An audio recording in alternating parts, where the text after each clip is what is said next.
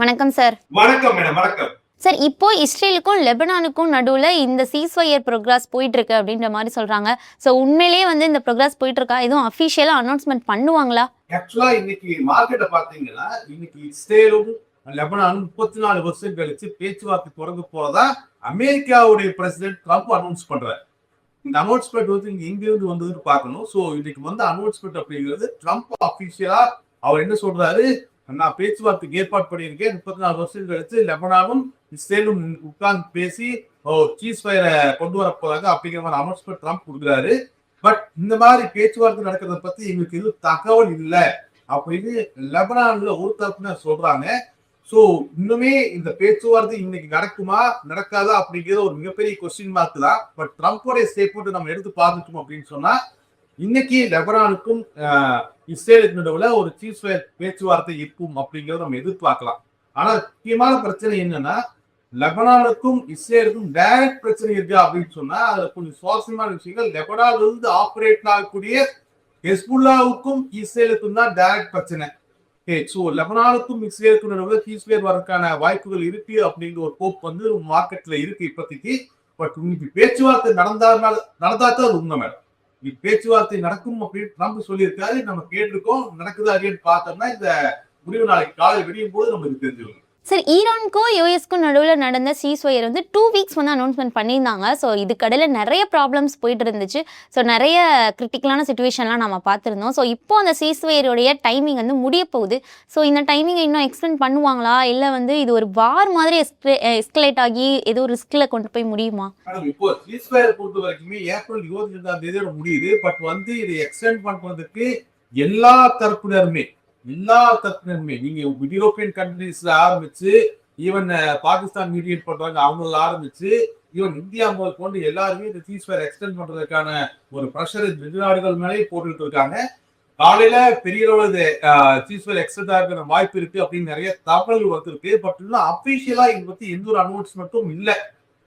இப்போதைக்கு நம்ம கிட்ட இருக்கக்கூடிய தகவல் அப்படின்னா செகண்ட் ரவுண்ட் ஆஃப் பேச்சுவார்த்தை தொடங்க போகுது அப்படிங்கிற மாதிரியான ஒரு தகவல் தான் நம்ம இப்போதைக்கு அபிஷியலா அங்கங்க உலாத்திட்டு இருக்கு. ட்ரம்ப்பும் அதை சொல்லியிருக்காரு, நம்ம அபிஷியலா 2வது ரவுண்ட் ஆஃப் பேச்சுவார்த்தை 2 நாள் தொடங்கும் அப்படிங்கிறது.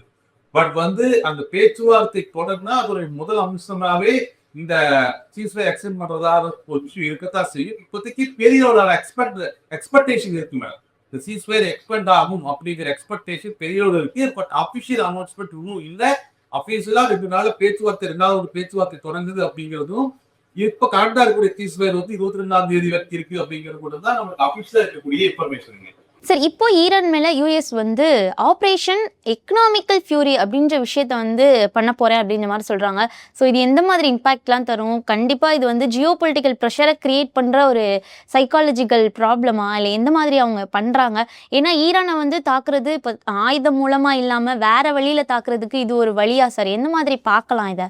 ஆக்சுவலா இந்த ஆபரேஷனை பொறுத்த வரைக்குமே ஈரான் மேல ஒரு பொருளாதார நெருக்கடியை ஏற்படுத்தி ஈரானை தன்னோட வழிக்கு கொண்டு வர்றதுதான் இதோடைய நோக்கம், யுஎஸ் நோக்கம்.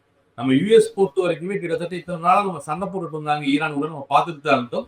பட் இதுவரைக்கும் நடந்த ஆயுத சண்டையில ஈரான் தன்னோட ரெசிஸ்டன்ஸை விட்டுருச்சா, இல்ல ஈரானுடைய பொலிட்டிக்கல் சேஞ்ச் நடந்துச்சுன்னா அந்த மாதிரி எதுவும் நடக்கல.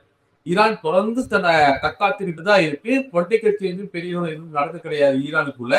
சோ இப்போ அமெரிக்கா இந்த தாக்குதலை பொருளாதார ரீதியா கூட்டு போறாங்க. நீங்க இப்போ அமெரிக்கா பொறுத்த வரைக்குமே அவங்க ஒரு யுஎஸ் நேவியை வச்சு ஒரு பிளாக்கெட் உருவாக்குறது, இது எல்லாமே இந்த ஆபரேஷன் ஒரு பகுதிதான்.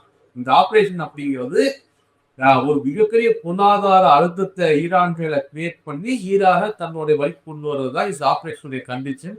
அதுதான் அதுக்கேற்ற மாதிரி இந்த ஆபரேஷன் தொடங்கிட்டு இருக்கு. அதோட அனௌன்ஸ்மெண்ட்ஸும் இன்னைக்கு நிறைய நம்ம பார்க்கணும். சார், இந்த வார் சிச்சுவேஷன்ல இந்த கிரைசிஸ் போயிட்டு இருக்கிறப்போ இந்தியா ரஷ்யா கிட்ட இருந்து ஆயில் வாங்கிக்கலாம் அப்படின்னு யூஎஸ்ஏ ட்ரெஷரி சொல்லியிருந்தாங்க.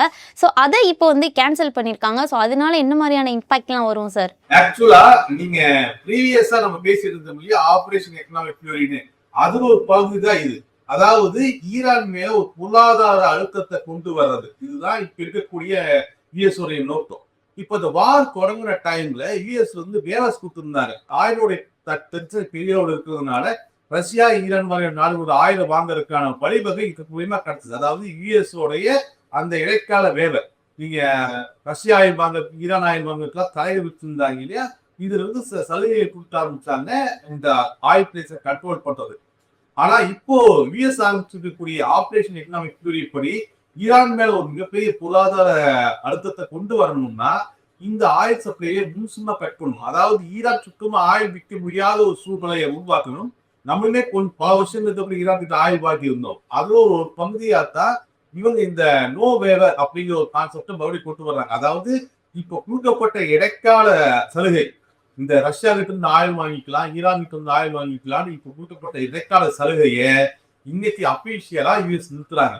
இதனால நம்ம மறுபடியுமே ரஷ்யா கிட்ட இருந்து ஆயில் வாங்குறதும் ஈரான் கிட்ட இருந்து ஆயில் வாங்குறதும் மிகப்பெரிய சிக்கல் ஏற்படும். அதனாலதான் இந்தியாவுக்கு மிகப்பெரிய பேட் நியூஸா பார்க்கக்கூடாது. அதுவும் சூழ்நிலை அண்டர்ஸ்டாண்ட் பண்ணிக்கிறது. ஏன்னா ஏப்ரல் 20 இருந்து 22 வரைக்கும் நம்மளுடைய டீம், இந்தியாவுடைய டீமு ட்ரேட் டாரிஃப் இஷ்யூவை அந்த டாரிஃப் டீல ஃபைனலைஸ் பண்றதுக்காக யூஎஸ்க்கு போறாங்க. நம்ம நேற்று நம்ம பேசியிருக்கோம். ஃபைனலைஸ் பண்றதுக்காக யூஎஸ் போறாங்க. இந்த நேரத்துல இந்த வேவரை ஸ்டாப் பண்ணி இந்தியாவுமேலையும் சேர்ந்து யூஎஸ் அழுத்தம் கொடுக்குதா, இந்த வேவர் இந்த டாரிஃப் டீல் வந்து யூஎஸ் சாதகமா தன்னை சைன் பண்ண வைக்க முயற்சி பண்ணுதா அப்படிங்கிற ஒரு சந்தேகம் இருக்கு. பட் இப்போ இந்த வேவரை தாண்டி ரஷ்யா அந்த ஈரான் வந்து இந்தியா ஆயில் வாங்குமா, இல்ல இந்த டீல் முடிகிற வரைக்கும் அமைதியா இருக்குமா, இது இந்தியாவில் ப்ரெஷர் கிரியேட் பண்றோமா அப்படிங்கிறதுலாம் ஒரு $1 பில்லியன் கேள்விதான். அடுத்தடுத்து இந்தியாவுடைய நடவடிக்கைகள் எப்படி இருக்கு, ஏப்ரல் 20 22 வரைக்கும் யூஎஸ்ல நடக்கக்கூடிய டாரிஃப் பத்தின பேச்சுவார்த்தை எப்படி போகுது அப்படிங்கிறத பொறுத்துதான் இந்தியாவில் எந்த மாதிரியான பாதிப்பை கொண்டு வரும் அப்படிங்கிறத நம்ம முடிவு செய்யப்படும். பட் இப்போதைக்கு யூஎஸ் இந்த அனௌன்ஸ்மெண்ட் இந்தியாவுக்கு மிகப்பெரிய ஒரு பேட் நியூஸ் தான். சார், இன்னைக்கு கரண்ட் மார்க்கெட் சிச்சுவேஷன் எந்த மாதிரி பர்ஃபார்மன்ஸ் பண்ணியிருக்கேன்னா, காலையில் நம்ம பார்த்தோம் அப்படின்னா நிஃப்டியாக இருக்கட்டும், சென்சஸாக இருக்கட்டும், கொஞ்சம் டாப் லெவலில் போச்சு அப்படின்னே பார்க்கலாம். ஆனால் டக்குன்னு அந்த வாலடைல்குள்ள வந்துருச்சு. ஸோ இன்னைக்கு ஏப்ரல் 16 மார்க்கெட் எந்த மாதிரி பர்ஃபார்மன்ஸ் பண்ணியிருக்கு சார்? ஆக்சுவலா இன்னைக்கு மார்க்கெட்டை பொறுத்த வரைக்குமே காலையில் மார்க்கெட் ஓப்பன் ஆகிறதுக்கு முன்னாடி மிகப்பெரிய எதிர்பார்ப்பு இருந்துச்சு. ஏன்னா ஒரு பக்கம் ட்ரம்ப் வந்து 34 வருஷம் கழிச்சு இஸ்ரேலுமே லெபனானும் பேச்சுவார்த்தை ஈடுபட போறாங்க அப்படிங்கிற ஒரு நியூஸ் கொடுத்திருந்தாரு. அது மட்டும் இல்ல, ஈரானுக்கு யூஎஸ் நடுவில் சீஸ்ஃபயர் எக்ஸ்டெண்ட் ஆகும் அப்படிங்கிற ஒரு எதிர்பார்ப்பு பெரிய இருந்துச்சு. அதனால யூஎஸ் மார்க்கெட்டுமே நைட் ரேலி ஆகித்தான் முடிஞ்சிருக்குது. காலையில் நம்ம மார்க்கெட் ஓப்பன் ஆகும் பொழுது ஒரு கேப் அப்ல தான் ஓப்பன் ஆச்சு. ஆனா கேப் அப்ல நம்ம மார்க்கெட் ஓப்பன் ஆனதுக்கு அப்புறம் அடுத்தடுத்து ஒரு தகவல்கள், ஃபர்ஸ்ட் தகவல் வந்து லெபனான் இந்த பேச்சுவார்த்தை பத்தி எங்களுக்கு எந்த ஒரு அனௌன்ஸ்மெண்ட்டும் இல்லை அப்படின்னு சொன்னாங்க. அங்கேயே மார்க்கெட் தருவ ஆரம்பிச்சிருச்சு. அதுக்கப்புறம் யூஎஸ் வந்து இந்த நோ வேவர் ரஷ்யா கிட்ட இருந்து அல்லது ஈரான் கிட்ட இருந்து ஆயில் வாங்குறது வந்து நம்ம மறுபடியும் ரிஸ்ட்ரிக்ட் பண்றோம், உண்மையில் யாரும் அந்த பக்கம் போகக்கூடாது அப்படிங்கிற மாதிரி ஒரு நோ வேவர் அனௌன்ஸ்மெண்ட் யூஎஸ் கட்சியை கொடுத்தாங்க. இது மறுபடியும் இந்தியாவுக்கு ஒரு மிகப்பெரிய அடியாக தான் பார்க்கப்பட்டுச்சு. அதனாலதான் கேப் அப்ல ஓப்பன் ஆன மார்க்கெட்டு தொடர்ந்து சரிவு சந்திச்சு பாட்டுக்குள்ள வந்து இன்னைக்கு மார்க்கெட் முடிஞ்சுதுங்க. இதுதான் ஆக்சுவல் மார்க்கெட்டினுடைய சரி, இந்த ஜியோ பொலிட்டிக்கலா இருக்கட்டும், யூஎஸ் உடைய இந்த திடீர் மாற்றங்கள், சேஞ்சஸ், அவங்க எடுக்கக்கூடிய முடிவுகள், இது எல்லாமே இந்தியாவுடைய மார்க்கெட்டுக்கு எந்த மாதிரி இம்பாக்டா இருக்கும்? ஷார்ட் டேர்மா இருக்கட்டும், இல்ல லாங் டேர்மா இருக்கட்டும், ஸோ எந்த மாதிரியான இம்பாக்ட் வந்து இந்தியா மார்க்கெட்டுக்கு இருக்கும்? ஆக்சுவலா நம்ம மார்க்கெட்டை பொறுத்த வரைக்குமே இப்ப நம்ம ரொம்ப சென்சிட்டிவா நம்ம பார்க்கக்கூடிய விஷயம் கூடாய் விலை தான். ஏன்னா கூடாயோட விலை அதிகரிக்க இந்திய ரூபாயோடைய மதிப்பு யூஎஸ் டாலர் ரொம்ப வீக்கா போக ஆரம்பிச்சிடும். இதனால நம்மளோட ட்ரேட் டெபிசிட் இன்னுமே மிகப்பெரிய விரிஞ்சு இன்ஃபிளேஷன் அதிகமாகி நம்ம இந்திய பொருளாதாரம் வாய்ப்பு இருக்கு. ஸோ ஆப்வியஸ்லி நம்மளுடைய முழு போக்கஸுமே இந்திய பொருளாதாரத்தை பொறுத்த வரைக்கும் இப்போதைக்கு நம்மளுடைய முழு போக்கஸுமே கூடாய் மேல தான் இருக்கு. பட் இப்போ நடக்கக்கூடிய டென்ஷன்ஸ் எல்லாம் பார்க்கும்பொழுது நிறைய மிக்சட் சிக்னல்ஸ் தான். ஃபர்ஸ்ட் விஷயம், இன்னைக்கு லெபனானுக்கும் இஸ்ரேலுக்கும் நடுவுல ஒரு பேச்சுவார்த்தை நடந்துச்சுனாலே அது மார்க்கெட் பாசிட்டிவா எடுத்துக்கும். ஏன்னா அப்படி பேச்சுவார்த்தை நடந்துச்சுன்னா டெம்பரவரி ஒரு சீஸ்ஃபயர் ஏற்படுறதுக்கான வாய்ப்புகள் இருக்கும்.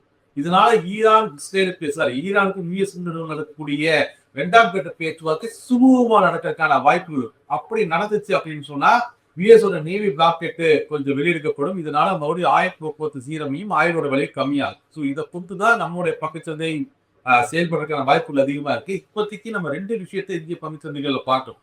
ஒண்ணு, இந்த வார் அதை சுற்றி நடக்கக்கூடிய இந்த க்ரூட் ஆயில் பிரைஸ் எப்படி நகருது அப்படிங்கிறத நம்ம முக்கியமா பார்க்க வேண்டிய ஒரு விஷயம். 2வது, இப்ப Q4 ரிசல்ட்ஸ் வந்துகிட்டு இருக்கு. உதாரணத்துக்கு நாளைக்கு கூட நம்மளுக்கு ஜியோவோட ரிசல்ட்ஸ் வருது. அது மட்டும் இல்ல, இந்த வீக்கெண்ட் சனிக்கிழமை HDFC bank, ICICI bank, Yes bank முக்கியமான பேங்கோட ரிசல்ட்ஸ் எல்லாம் வருது. இதெல்லாம் முக்கிய பங்கு மிகப்பெரிய தாக்கத்தை ஏற்படுத்தக்கூடிய ரிசல்ட்ஸ். இப்போதைக்கு இதுதான் நம்ம பங்கு சந்தையில கவனிக்க வேண்டிய விஷயங்களா இருக்கு. டெக்னிக்கலா நம்ம சொல்லணும் அப்படின்னு சொன்னா அடுத்தது 26,062, அதே மாதிரி 24,062, அதே மாதிரி 23,758 இந்த ஏரியாக்கள்ல ஒரு ஸ்ட்ராங்கான சப்போர்ட் இருக்கு நிஃப்டிக்கு. இந்த சப்போர்ட்டை பிரேக் பண்ணாத வரைக்கும் பெரிய டெக்னிக்கல் கஸ்டன்ஸ் எடுக்கிறதுக்கு பாசிபிள் இல்லை. பட் இந்த சப்போர்ட்டை பிரேக் பண்ணுச்சுன்னா நம்ம பெரிய டெக்னிக்கல் கஸ்டன்ஸை பார்க்க முடியும். மார்க்கெட் மேலே போகிறது அப்படிங்கிறது 24,532 ரேஞ்சுகளை பிரேக் பண்ணாமல் இருந்தால் மார்க்கெட் ஃபர்தராக மேலே ரேலி ஆகிறதுக்கான பாசிபிலிட்டிஸும் இருக்குங்க. கிடையாது கன்சல்டேஷன் தேதி தான் இருக்கிற வரைக்கும் இந்த ரேஞ்சுக்குள்ளேயே மார்க்கெட் கன்சல்டேட் ஆகிறதுக்கான வாய்ப்புகள் தான் ரொம்ப அதிகமாக இருக்கு. Thank you sir. Thank you ma'am. மேலும் ஈடி தமிழ் சேனல்ல வரப்போகும் பிசினஸ் மற்றும் அது ரிலேட்டடான வீடியோவை பார்க்க உடனே கீழே இருக்க சப்ஸ்கிரைப் பட்டனை கிளிக் பண்ணுங்க.